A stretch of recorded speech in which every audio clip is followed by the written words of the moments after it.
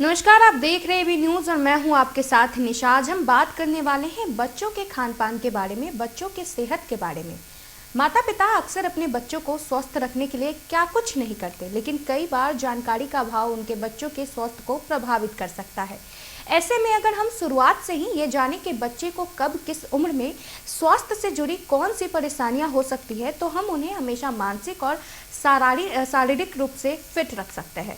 तो आज हम इस सभी विषय पर चर्चा करने वाले हैं डॉक्टर नीता केवलानी से, जो कि पीडियाट्रिशियन है और न्यूरोलॉजिस्ट है। सबसे पहले तो आपका बहुत बहुत शुक्रिया नीता जी हमारे साथ जुड़ने के लिए। नमस्कार, thank you very much for inviting me on this forum. जी नीता जी, ये बताइए कि बच्चों में आजकल खाने पीने को लेकर बड़ी समस्या रहती है, ऐसा क्यों है और इसका समाधान क्या है? आपने बहुत ही सही सवाल उठाया कि हम समस्याएं देख रहे हैं हर उम्र के बच्चे में खाने पीने को लेकर। अगर इस प्रॉब्लम को देखा जाए तो इसके कई कारण हैं। सबसे पहले तो कि सही गाइडेंस की कमी, जो माता पिता पहला बच्चा हुआ, उन्हें सही गाइडेंस मिले कि कब बच्चे को खिलाना है, कैसे खिलाना है, क्या खिलाना है। सही गाइडेंस की कमी है। कारण या तो वो सही समय पे नहीं जाते हैं दिखाने बच्चे को, जैसे कि हम लोग रूटीनली कहते हैं कि बच्चे को समय समय पे लाएं, टीका लगवाएं, 6 मंथ्स पे लाएं जब हम खान पान की सलाह दे सकें। तो सही गाइडेंस की कमी बहुत बड़ा कारण बन जाती है। दूसरा है कि अब हम लोग देख रहे हैं कि न्यूक्लियर फैमिलीज़ बहुत हैं, तो सपोर्ट सिस्टम बहुत कम है। जो घर के बड़े हैं, नाना नानी, दादा दादी, फिज़िकल डिस्टेंस बहुत, जोग्राफिकल डिस्टेंस बहुत ज़्यादा है और इसमें पेरेंट्स को सपोर्ट नहीं मिल पाता है। तीसरा है कि डिस्ट्रैक्शन बहुत है।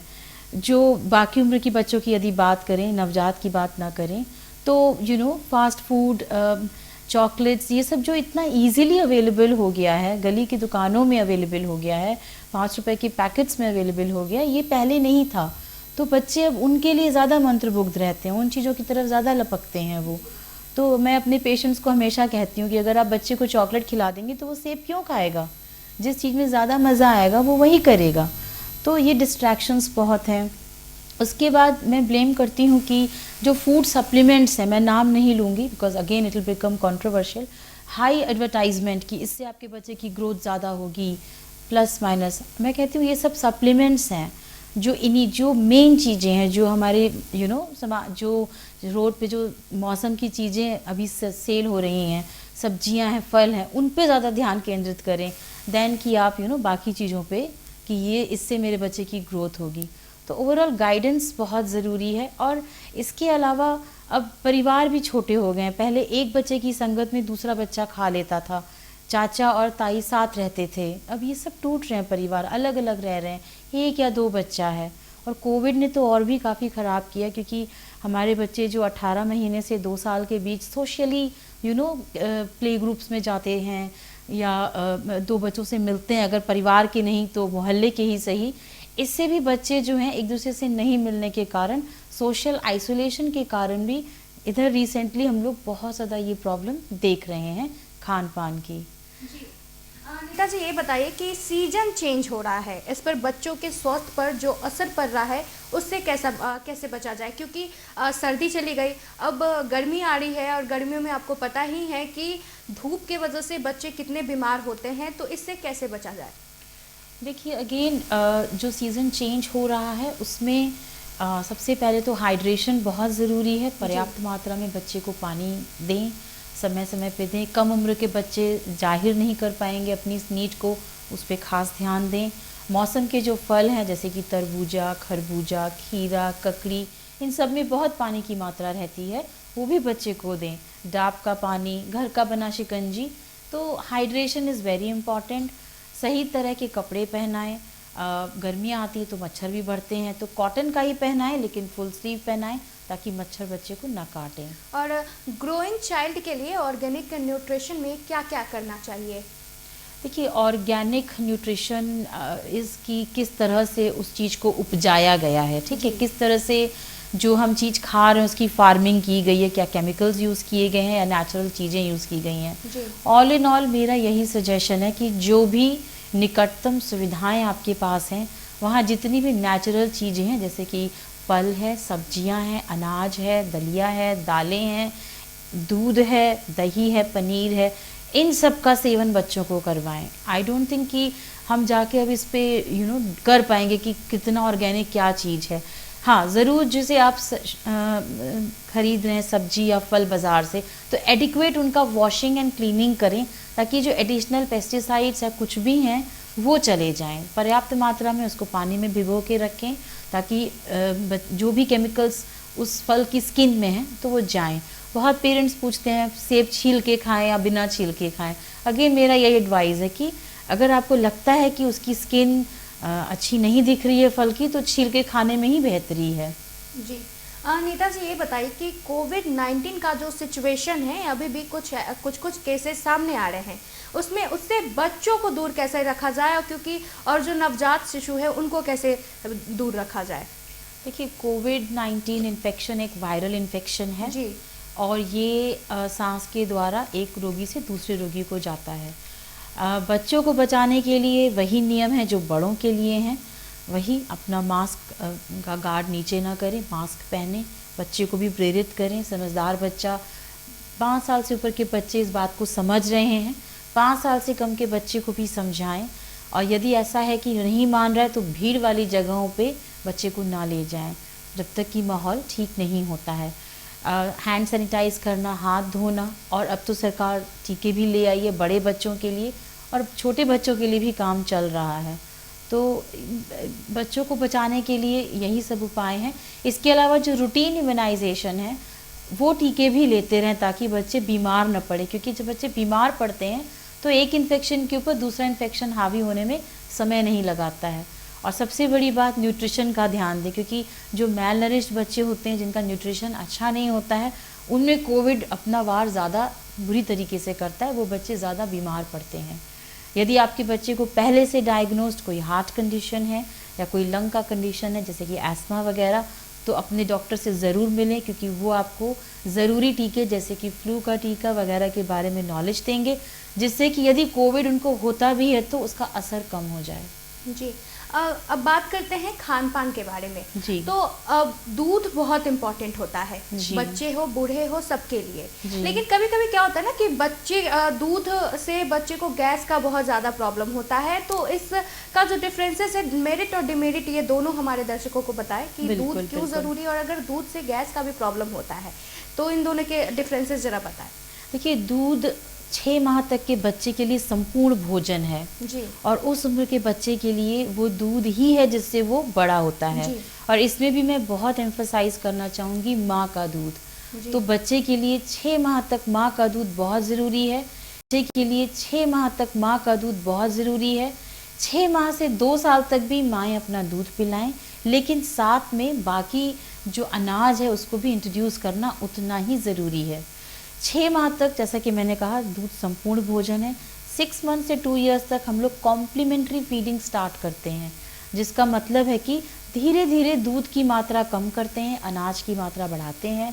बाय 2 इयर्स दूध एक स्नैक का काम करता है, एक नाश्ते का काम करता है। वो सुबह का नाश्ता हो सकता है, शाम का नाश्ता हो सकता है, बट वो खाने की जगह यानी भोजन का स्थान नहीं ले सकता है, क्योंकि दूध में जो न्यूट्रिशन है वो पर्याप्त नहीं है एक ऐसे बच्चे के लिए जिसका ब्रेन बहुत रैपिडली ग्रो कर रहा है। मेरे दर्शक ध्यान दें कि 6 माह से लेकर 2 साल तक बच्चे का ब्रेन बहुत विकसित होता है, उस पर बच्चे की IQ मैटर करती है। और इसीलिए कॉम्प्लीमेंट्री डाइट यानी कि अनाज, गेहूँ, फल, सब्जी, इन सब का बच्चे की डाइट में आना बहुत ज़रूरी है। बहुत पेशेंट्स फोकस्ड हो जाते हैं दूध को लेकर, दूध नहीं पीता है तो चिंतित और विचलित हो जाते हैं, जबकि बच्चा इंटरेस्टेड है बहुत, जो घर का खाना बना है या जब बड़े घर के खा रहे हैं वो उसमें हाथ डाल के खाना चाहता है, तो बड़े उसको दूर करते हैं कि नहीं नहीं अभी ये कैसे खाएगा, अभी ये छोटा है। मेरा यही सजेशन है, 6 मंथ्स के बाद, 6 to 9 मंथ्स में आपको गाइडेंस चाहिए किस प्रकार का खाना खिलाना है। 9 मंथ्स के बाद ग्रेजुअली बच्चे को घर के खाने पे ले आना चाहिए। आपने IQ की बात कही है। जी जी। और ज़्यादातर बच्चे में अब ये देखा जा रहा है कि बहुत कम उम्र के जो बच्चे हैं उनका जो दिमागी हालत वो ठीक नहीं रहता है, कभी वो वीक रहते हैं। और अभी तो कुछ ऐसा सिचुएशन आया है कि बहुत कम उम्र वाले बच्चे भी डिप्रेशन में चले जा रहे हैं, महज 4 से 5 साल के बच्चे भी डिप्रेशन में चले जा रहे हैं। इसकी मतलब ये क्या वजह है? इससे कैसे बचा जाए? देखिए, किसी भी बच्चे को डिप्रेशन है या नहीं है, इसकी तो व्याख्या जो साइकियाट्रिस्ट हैं वो करेंगे। लेकिन हाँ, लो मूड या लो स्पिरिट की बात अगर मैं लेकिन करूँ। नीता जी, वो जाहिर सी बात है कि साइकेट्रिस्ट करेंगे, लेकिन खान पान से भी वो दिक्कत हो सकती है कि खाने जी, पीने में ज़रूर। और डाइट में कुछ ऐसा होता होगा जिस वजह से, तो उससे कैसा, अगर आपके पास कोई ऐसा बच्चे आते हैं, पेशेंट आता है, तो उसको आप क्या रिकमेंडेड करेंगे? ठीक है, इसमें देखिए मेन चीज़ है कि ऑब्वियसली जो अभी हम ज़्यादा देख रहे हैं कोविड के चलते, तो डेफिनेटली हम ये चीज़ ज़्यादा जी। देख रहे हैं कि सोशल आइसोलेशन बच्चों का हुआ है। दूसरा है कि बहुत ज़्यादा पेरेंटल एंग्जाइटी, यानी पेरेंट्स की ये एंग्जाइटी कि बच्चा खा नहीं रहा, पी नहीं रहा, उसके चलते बच्चे पे जो दबाव पड़ता है कि आपको ख़त्म करना है, अगर ख़त्म नहीं करता है तो बहुत पेरेंट्स फोर्स फीडिंग करते हैं, जिसके चलते बच्चे कई बार उल्टी भी कर देते हैं या खाने की तरफ उनका लगाव एकदम ज़ीरो हो जाता है। तो पेरेंट्स को अपना एंग्जाइटी लो रखना है, बच्चों को स्वतंत्र रूप से खाने पीने की इजाज़त दें, इन द सेंस जब तक बच्चा खुद से हाथ से नहीं खाएगा, उसको छुएगा नहीं खाने को, उससे अपने कपड़े, हाथ या वो जगह गंदी नहीं करेगा, तब तक वो खाना सीखेगा नहीं। बहुत पेरेंट्स इस थॉट से बंधे रहते हैं कि ये खाना इतना है, 2 रोटी मुझे बच्चे को खिलाना है। अगर 1.5 रोटी के बाद पेट भर भी जाता है बच्चे का, बच्चे की बहुत ज़िरह के बाद भी वो फोर्स कर दिया जाता है। अगली बार से बच्चा खाने से परेशान, यहाँ तक कि बच्चे और पेरेंट्स के बीच जो रिलेशन है वो भी स्ट्रेस होने लगता है।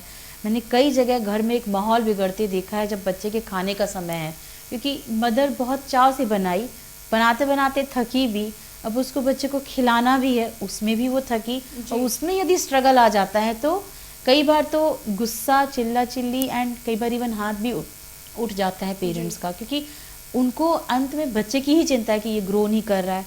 बहुत कंपैरिजन भी है आजकल हमारी सोसाइटी में कि ओह, उनका बेटा 2 साल का है, इतना लंबा है, मेरा बेटा 2 साल का अभी इतना छोटा है। मेरे पास ऐसे बहुत केसेस आते हैं क्लास 6-7 में, लुक्स को लेके बहुत कॉन्शियस रहना, बहुत कंपैरिजन होना, ये सब बच्चों के मूड को, उनके सेल्फ कॉन्फिडेंस को, उनकी सेल्फ एस्टीम को बहुत ज़्यादा ठेस पहुंचाता है। तो पेरेंट्स कभी भी किसी भी दूसरे बच्चे से अपने बच्चे की तुलना ना करें। जो बेस्ट आप कर सकते हैं वो ये है कि बेटा तुम जैसे हो, अच्छा खाओगे तो और अच्छे हो जाओगे। तीसरी बात जो बहुत इम्पॉर्टेंट है, जितना भी खाना आपका बच्चा खाए, आप उनको पॉजिटिव रहिए, उनको अप्रिशिएट करिए कि वाह बेटा, तुमको मैंने 1 दिया, चलो कोई बात नहीं, तुमने आज कम से कम आधा फिनिश किया, next time try and finish the full. So positive रहिए, उसको पॉजिटिव फीडबैक दीजिए, फोर्स फीडिंग मत करिए, खाने से उसको खेलने दीजिए।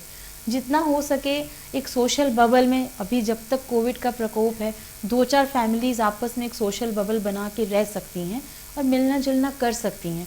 उसमें बच्चे आपस में जब मिलेंगे तो उनके खान पान की रुचि बढ़ती है, और यही तरीका है कि उनका मूड भी ठीक रहे। जी।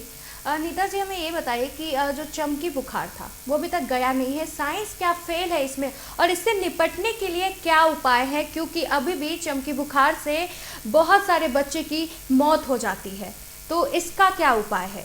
देखिए, चमकी बुखार के कई कारण हैं। जी। इसमें आपके इन्फेक्शंस होते हैं जो कि वायरल है, बैक्टीरियल है। कई बच्चों में हम कॉज नहीं पकड़ पाते हैं। जी, जी। और बच्चे कई बार इलाज की अवेलेबिलिटी की कमी की वजह से या एक अच्छे सेंटर से कई अधिक दूरी होने की वजह से रास्ते में ही दम तोड़ देते हैं। कई बार ब्रेन इतना ज़्यादा डैमेज हो जाता है इस बुखार से कि दवाएं कितनी भी हम दे दें, उस डैमेज्ड ब्रेन का हम इलाज नहीं कर सकते हैं, और इस चलते जो मिर्गी अत्यधिक होने लगती है उससे भी काफ़ी ब्रेन को असर पड़ता है। सबसे बड़ी जो कड़ी है इसमें वो ये है कि बच्चों को समय पे उनके टीके लगाएं। जैपनीज़ एन्सेफेलाइटिस, मेनिंजाइटिस, निमोनिया का टीका, जितने भी टीके ब्रेन फीवर से रिलेटेड हैं, बच्चे को समय से लगवाएं। इसके बारे में डिटेल जानकारी आपके पीडियाट्रिशियन आपको देंगे। जब भी बच्चे को बुखार आए, चिड़चिड़ापन हो या सुस्ती हो या बिल्कुल समझ में नहीं आ रहा बुखार का कारण क्या है, तो स्वतः दवा न दें या बस केमिस्ट के पास गए, बुखार की दवा ले आए, दे दिया, वैसा ना करें। 5 साल से कम के बच्चों में जब भी बुखार हो तुरंत जाके डॉक्टर से मिलें ताकि सही समय पे सही इलाज शुरू हो जाए। यदि इस बुखार में सही समय पे सही इलाज शुरू हो जाता है तो रिज़ल्ट बेहतर होता है। फिर भी कुछ प्रतिशत बच्चे ऐसे हैं जो सब कुछ होने के बाद भी हम नहीं बचा पाते हैं। उसमें जस्ट वही है कि जो भी कॉजेटिव फैक्टर है वो ज़्यादा तीव्र है इलाज से जो बच्चे को मिला। जी, डॉक्टर नीता हमें ये बताइए कि इसी मौसम में चेचक की शुरुआत होती है, उससे बचने के लिए क्या उपाय है? ये चेचक का भी अभी टीका उपलब्ध है, जी। टीका बच्चे को लगवा सकते हैं। और इसके अलावा यदि बच्चा चेचक के किसी भी केस के संपर्क में आता है जी, तो जी। अपने नियरेस्ट पीडियाट्रिशियन से मिले ताकि वो आपको उचित सलाह दे सकें। जी, तो ये थी हमारे साथ डॉक्टर नीता केवलानी जो कि एक पीडियाट्रिशियन थी। और thank you so much Neeta ji हमारे साथ जुड़ने के लिए और हमारे इस खास पेशकश में। आज के लिए बस इतना ही। नमस्कार।